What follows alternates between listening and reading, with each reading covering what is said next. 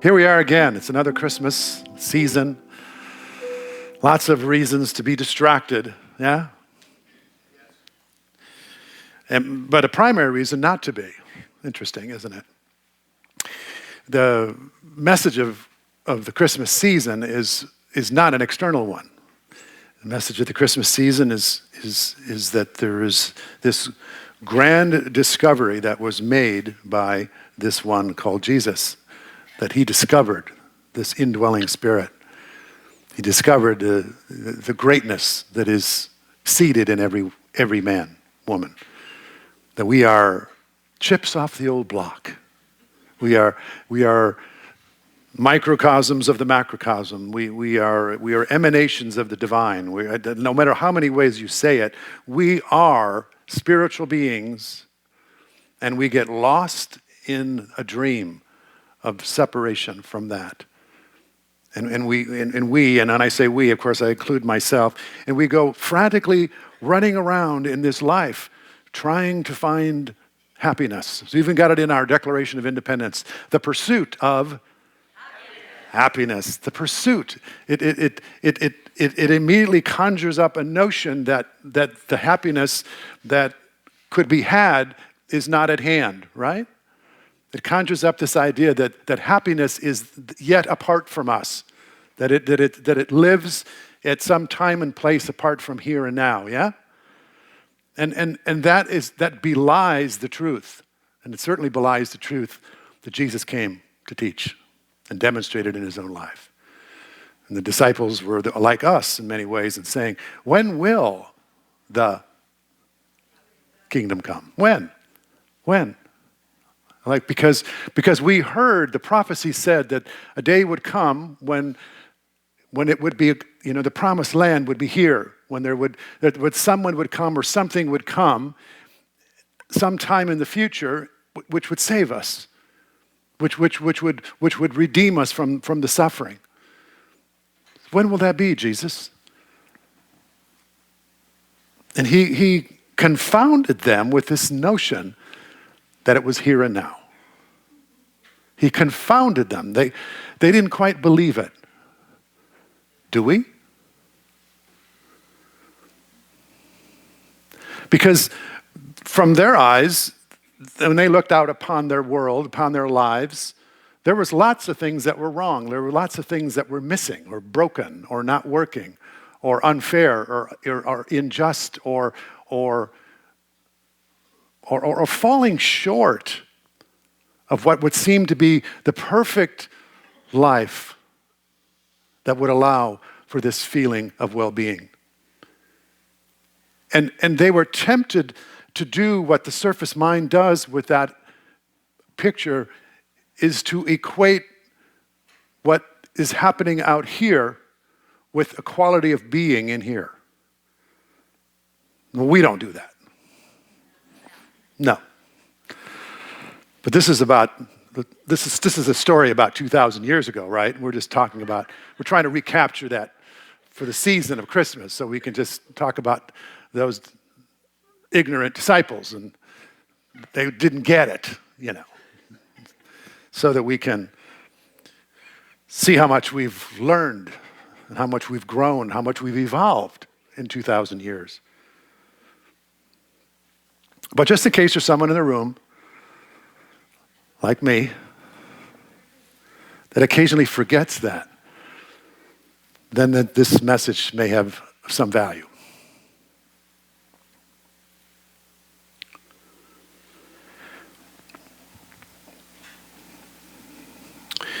I said in the first service that I was trying to think of all the different ways that I could present this message to you, even though I've done it probably 20 times or 40 times or how many times I've given it over the years, because there's lots of different ways that we can present these teachings, and there's lots of different contexts in which we can present them, and then we can find what is the pathway to the experience of what this theme is about, which is the experience of joy.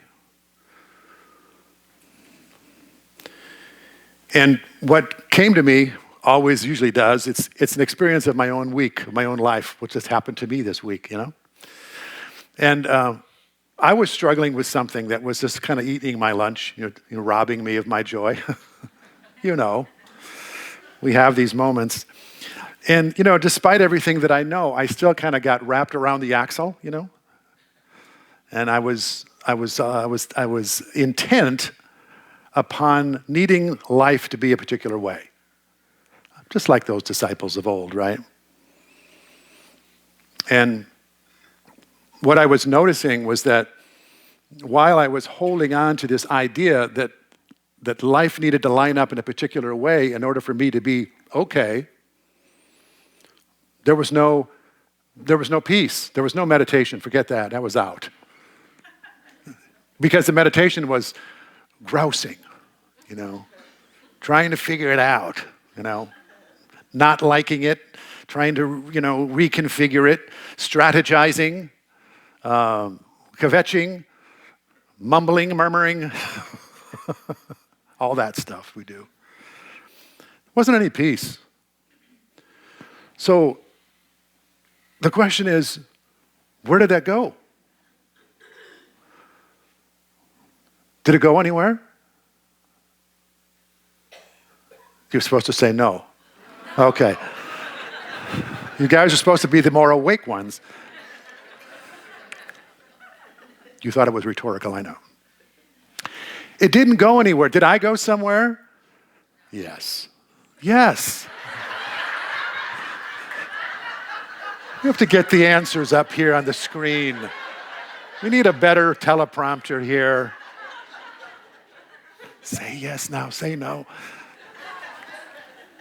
It's my confusion that's causing this, I'm sure. So clear in my head what I'm trying to say, But what happened for me was that I took a journey in my mind, and I left home. Like the prodigal son who had it so well while he was home, but he didn't know it. He thought there was something missing or broken or not working, inadequate about his life, and he said, I need to go live my life over somewhere else, somewhere other than here and now. I mean, that's for sure. I love you, Dad, and all that, but hey, how about half the inheritance now? I've got some plans. I want to live my life with my own ideas. So yeah, I took a journey, and the journey was seduced to me into being convinced that something had to happen according in a particular way in order for me to be okay. See? And I kept running that, and then there was a little voice going, Larry, let go. Larry, let go. It's like, shut up. Yeah. Shh, quiet.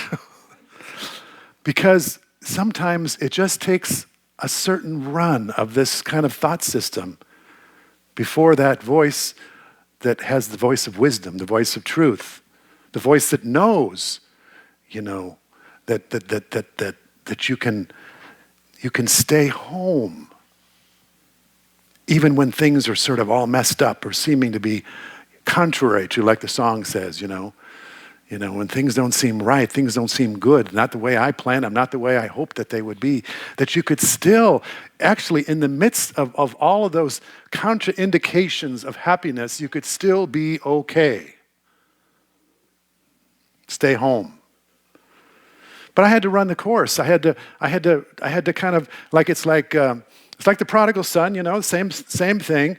I kind of had to be feeling really miserable away, I had to be just like really chewing on it. You get that where you're just grinding your teeth and everything. You're not sleeping well, waking up in the middle of the night, have indigestion. You get the whole experience of gnashing your teeth and really grinding out something. And of course, I'm not going to go into the whole details, but I realized because I was so upset, was there some core belief there for me in this thing? It wasn't just about the situation, not just the presenting situation, right? It was about something that I was making it mean, right? And what I was making it mean was one of my core issues, right? One of my core issues is I don't matter. Oh, so now this thing, whatever this thing is, if I make it mean I don't matter, oh my God, I'm a mess, right? I got to make sure that I get this thing to change so that I don't have to address this feeling that I don't matter. And what came to me after a couple of days of not sleeping well was that I do matter. But I was deepening the illusion that I didn't matter by being insistent upon life being a particular way so that it would be, the interpretation would be that I matter.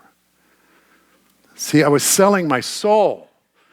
You see what I'm saying? I'm selling my soul. I'm saying life has to be this way so that I can feel okay. But what was really driving life having to be that a certain way was me making this meaning that I don't matter because this seems to mean that I don't matter. But that was my story. That was my interpretation. And once I recognized that that's what I was doing, and of course this is an old friend or nemesis, you know, that's a familiar one. Oh yeah, here it comes again. Here comes knocking on the door. Hi, I'm the one that thinks that you don't matter. You know, little Tasmanian character, you know, that's there talking to you. Oh, ugh, they said that? Oh, well, I guess they don't think you matter. You don't matter. It's not quite that bad, but it keeps me awake. Do you have anything like that? Keeps you awake. Actually, it puts you to sleep, but in the physiological sense, it keeps you awake. Anyway, so I digress. But when that was going on, see, there's only one journey. There only is one journey. I've got to get life to be this way because I don't want to feel this. You know? God, it's so hard to feel that. Yeah? But the spiritual mastery, the spiritual truth of your being says to you, in your heart of hearts, in the soul of you, you already are whole and complete. And that your job, my job in this lifetime, is to touch the hem of the garment of that truth and to be healed. And to keep dipping my awareness into that knowing over and over and over again, every time this Tasmanian devil rises up to give me a different story about my well-being and my worth, is to go back to the well of truth, the well of love, the well of unconditional love. There's nothing conditional about unconditional love. So how could it ever be that I don't matter? How could it ever be? How could it ever be true? Now, there may be people who think that I don't matter to them. But see, that's not what we do. We make it universal. I don't matter. And that is like, I'm dead. Right? Am I making this up? Actually, I am. We got to get those up there. I don't know. I'm making it up, but we make it up all the time, don't we? We just make it up. We make it up all the time. And then we believe it. It's one thing like Kristen, beautiful Kristen here, was an actress for many years, yes? And it's okay if you know you're playing a role, right?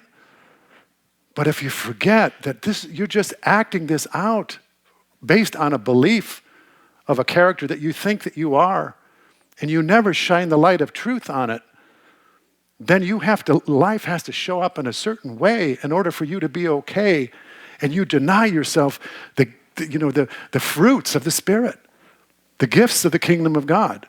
You know, Jesus said it's Father's good pleasure to have given you the kingdom. And then this whole thing about, the disciples say, you say 4 more months and then comes the harvest. I say no. The fields are already ripe. This whole here and now thing just escapes us. But think about it. What are the implications of that? If here and now you are unconditionally loved, do you think there might be some room in your life for joy? Do you think you might be able to feel that joy bubbling up even in the midst of difficulty in life? Because that which you are cannot be contained or limited, obstructed or delayed by circumstances. Cannot be. Because you are a spiritual being and there can be no container put on your essence. That's what Jesus came to teach us. And that is what he not only taught, but demonstrated in his life. You destroy this temple in 3 days, I raise it up. He's not talking about the physical. He's talking about the spiritual. The essence of you and I are indestructible. But we live our life, if we're forgetting that, we live our life in constant fear of things that could deter us or defeat us, and we're trying to rearrange the deck chairs on this superficial life, hoping that somehow that we'll stay afloat. And really, that story has come to die. It's come to die. And I'm learning every day how what this really life, the spiritual life, is all about has nothing to do with God. Because God is. But I'm not. I'm not in the domain. I'm not in the milieu. I'm not in the place of accessibility, receptivity. God is always present. So this journey is about me letting go of what's not so. Letting go of what's not so. 2 simple words. The path to joy is letting go. Letting go. Letting go of what is not so. And when we let go of the illusion, then we can be caught by the truth. It's like the trapeze artists, One swings off the platform and one swings from the other direction and they meet in the middle. But there's no place where they meet in the middle and they stand on another platform and one says, let me take your ring now and then I'll swing to that side. And that wouldn't be very entertaining. And it's also not how this works. What happens is that there's a directionality to our intention to grow spiritually. And part of that is I will look in the direction of spirit, which is within ourselves. And when we find that there's some place where we're holding on, where we're saying, yeah, but I need to see some evidence of good in my life. And that's the point on the trapeze where you say, I've got to trust. Because my insistence on life being a particular way is going to have me swinging, and not getting anywhere. But when we can get to that point where we can say, all right, I am ready to see what's on the other side of letting go, because I trust that something greater than what I have held to be my safety zone all this life, then I will see what's on the other side. There is no way that we can grow spiritually without letting go. It wouldn't be called faith if it was just one appearance meeting our expectation after another. There has to be a period in which I let go of what I think must be. And in the chasm of not knowing, I discover that I am caught by something more certain, which is the presence and the power and the love of God. And I can experience that, but I can't experience it when I'm standing on the platform. Does anyone know what I'm talking about? And this is the beauty of the spiritual life, is it takes us right to the edge, It takes us right to the edge, and it doesn't push us over. It just says, go. Because it knows of its certainty, you don't. For me to know of its certainty, I have to step into what I consider to be the invisible metaphysical universe of spirituality. And it's only when I do that that I am rewarded with the presence and the power and the love of God as a known sense. And I did that this week. I finally let go. I let go partly because I was tired of eating slop with the pigs, I was tired of suffering, in other words. The dukkha was getting to me. But also that little voice that was saying, let go, it's going to be okay, was starting to get a little bit louder. And see, so there's a consortium that's going on here. It's the part of you that knows that suffering will only be deepened if you don't let go. And there's the promise of a better life that's there wanting to hold you and to take you on the other side of letting go. It's like people who go through, and I've never done this, but people who have died and they go through this place where they're not given any picture of life beyond this one, but the sense that they get is love and light. And they're drawn to that. We're all drawn to that. You and I are all drawn to that light. We're not drawn to safety. We cover ourselves up and we shrink from our faith because we're afraid. But it's that very fear that has come here to die.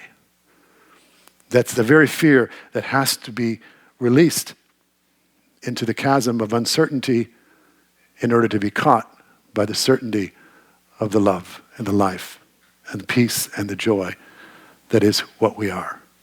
That is the kingdom of God calling us into knowing itself. And it's not anything that's happening outside of ourselves. It's not some journey that we take anywhere other than right here within our own, within this, furlong long body, whatever it is. This is the vehicle that we do it in. That you wouldn't be in this vehicle if it wasn't for you to be doing it. This life that I have right now is just a perfect life, with whatever's happening that I like and whatever is not happening, for me to do it. No one is prevented from entering the kingdom of God. No one. But it happens only according to my willingness. Yeah? Either I stand for life needing to be a certain way, or I become willing to step into the uncertainty of life because I know that there is something that will hold me. And something that will take me to the next level of understanding, in which it will be that much less important that life be a particular way. And that's how we grow.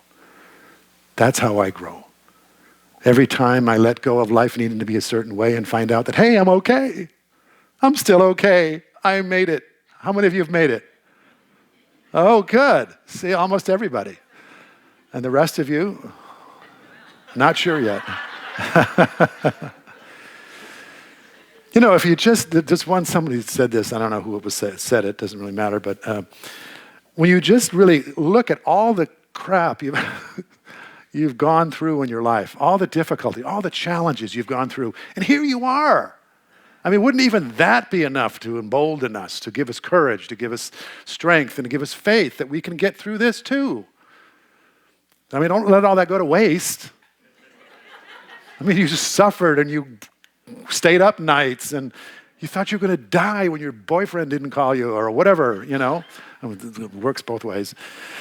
If your car wouldn't start. And of course, you didn't die, but a little part of you did. And that's what I think we need to welcome death. Little deaths. Deaths of that, what life needs to be a certain way. And it is in dying to self, yeah, that we are reborn to eternal life. Dying to self. Dying to who you're not, so that you can be resurrected into who you are. That's the journey. That's the journey that every master spiritual teacher has led us on. And you and I are just as ready as we can be. And according to our readiness, our next opportunity to take the leap will appear. Are we ready? Are we ready to take the leap into the chasm of the unknown, knowing that there is something greater? And I'm not suggesting anyone jump off any building, so don't take that out in there. And the minister said, just go ahead and jump. Like, my gosh, that's not it. What I knew this week was that I was either going to be continued to make myself right about how life needed to be and build a really strong case, and then present that to the universe. You know that one? Hey, well, I've thought it all through, and I've looked at it from all different angles, and I'm very clear that what needs to happen in life is this. So, here.